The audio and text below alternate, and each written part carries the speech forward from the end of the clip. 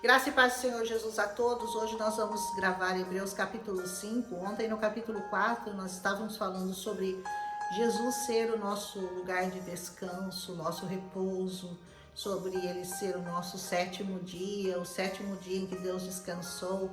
Também representa para nós o Senhor Jesus, aquele que o Senhor enviou-nos para que nós pudéssemos repousar na santa presença dele. E hoje o capítulo de Hebreus 5 vai falar sobre o sumo sacerdote, o sumo sacerdócio de Jesus Cristo. E ele vai explicar isso comparando os sacerdotes do Velho Testamento com o sacerdote que é o Senhor Jesus. Você vê como Paulo fazia questão de frisar as diferenças e as semelhanças entre o Antigo e o Novo Testamento, colocando sempre Jesus numa posição superior, na posição que lhe é digna de Filho de Deus. Aleluia! Diz assim em Hebreus capítulo 5: todo sumo sacerdote é um homem escolhido para representar outras pessoas nas coisas que são referentes a Deus. Ele apresenta ofertas e sacrifícios pelos pecados, certo? Deus escolhe um sumo sacerdote aqui na terra, e esse sumo sacerdote é responsável por entrar na presença do Senhor, no Velho Testamento, e lá ele apresentava sacrifícios pelo povo. E ele é capaz de tratar com bondade os ignorantes e os que se desviam, porque ele está sujeito às mesmas fraquezas.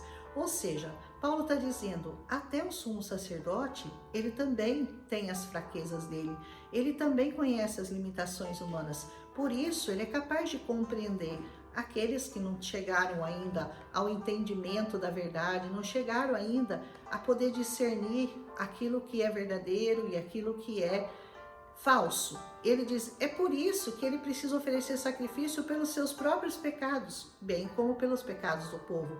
Então, como o sumo sacerdote, antes dele entrar na presença do Senhor, ele tinha que oferecer sacrifício pelo próprio pecado dele. Depois ele oferecia pelo sacrifício pelo pecado do povo.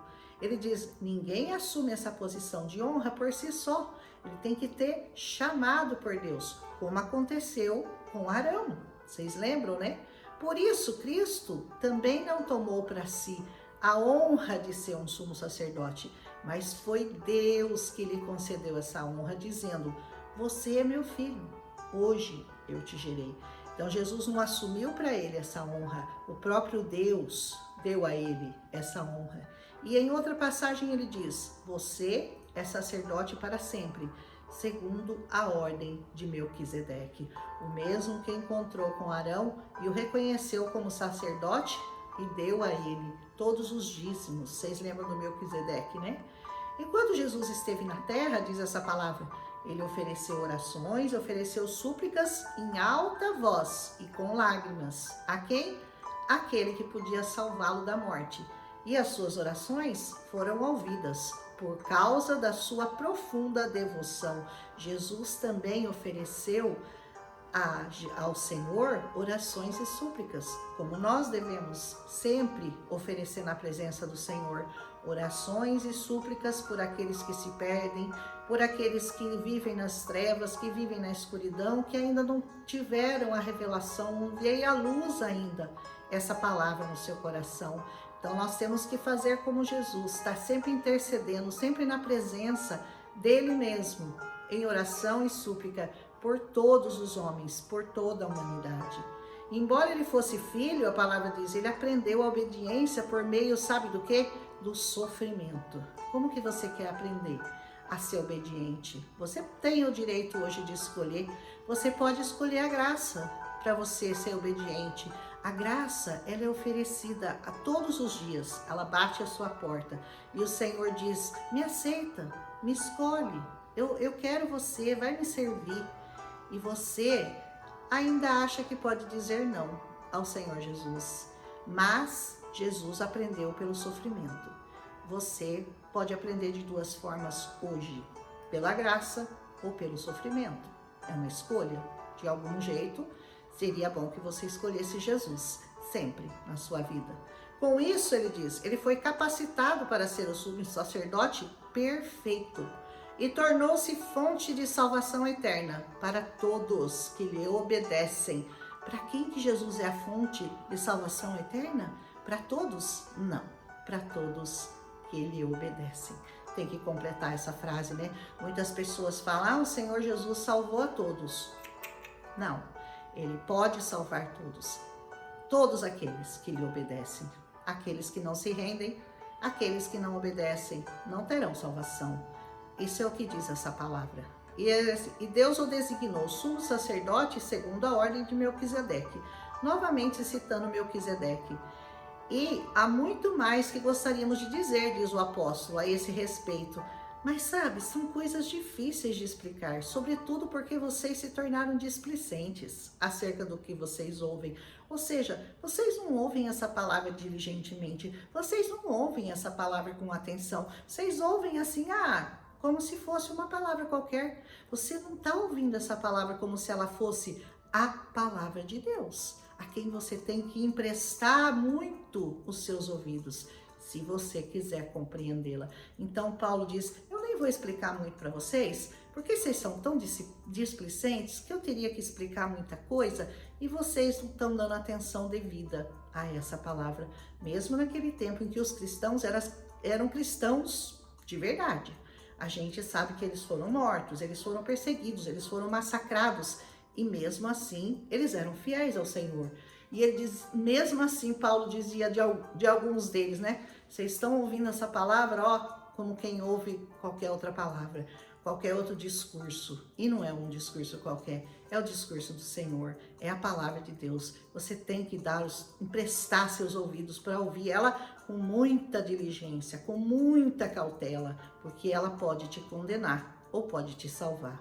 A essa altura, Paulo diz, vocês já deveriam estar ensinando outras pessoas. E, no entanto, sabe o que vocês precisam? Vocês precisam de alguém que lhes ensine novamente os conceitos mais básicos da palavra de Deus. Sabe que você já está ouvindo essa palavra há mais de 10 anos, há mais de 20 anos, há mais de 30 anos, e você ainda está no beabá dessa palavra, quando você já deveria ser mestre nela, quando você já deveria estar ensinando ela a outras pessoas. E vocês estão aí ouvindo com tanta displicência que parece que eu estou falando uma coisa que não tem muita importância. Paulo chamando muito a atenção dos hebreus nesse quesito de dar atenção à palavra e ao sumo sacerdócio do Senhor Jesus. Ainda precisam de leite e não podem ainda ingerir um alimento sólido. Sabe o que Paulo está dizendo? Vocês são crianças ainda na palavra, eu preciso dar leitinho para vocês, porque se eu der uma feijoada, vai causar indigestão, vocês não são capazes ainda de digerir essa palavra como já deveriam estar digerindo. Vocês já deveriam ter crescido bastante no evangelho, né? E vocês ainda são crianças, estão precisando de leitinho ainda, de beabá, de salvação. Paulo estava dando uma dura neles. Ele diz, quem se alimenta de leite ainda é criança e ainda não sabe o que é justo. Você já sabe o que é justo?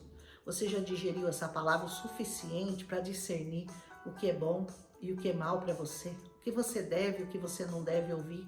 Você já está sabendo separar? A espada já penetrou juntas e medulas e você é capaz de discernir espiritualmente as coisas dessa terra e olhar com os olhos do céu? Ou você ainda está no beabá da palavra de Deus? Ele diz, o alimento sólido é para os adultos, é só para os adultos, que pela prática constante são capazes de discernir entre o certo e o errado. Sabe como que você vai discernir entre o certo e o errado diante dessa palavra? Quando você praticá-la constantemente. É prática constante. E como que eu vou praticar uma coisa que eu ainda nem conheço? Uma coisa que eu ainda nem sei, que eu ainda nem aceitei ainda para minha vida como verdade plena e absoluta. É isso que essa palavra nos orienta hoje, a nós entendermos que o Senhor Jesus, ele se fez carne, ele se colocou em nosso lugar, como o sacerdote fazia naquele tempo, sabendo discernir as dificuldades daquele povo. Por isso Jesus veio em carne, para poder se colocar num corpo humano, para poder entender como que nós sentimos as coisas.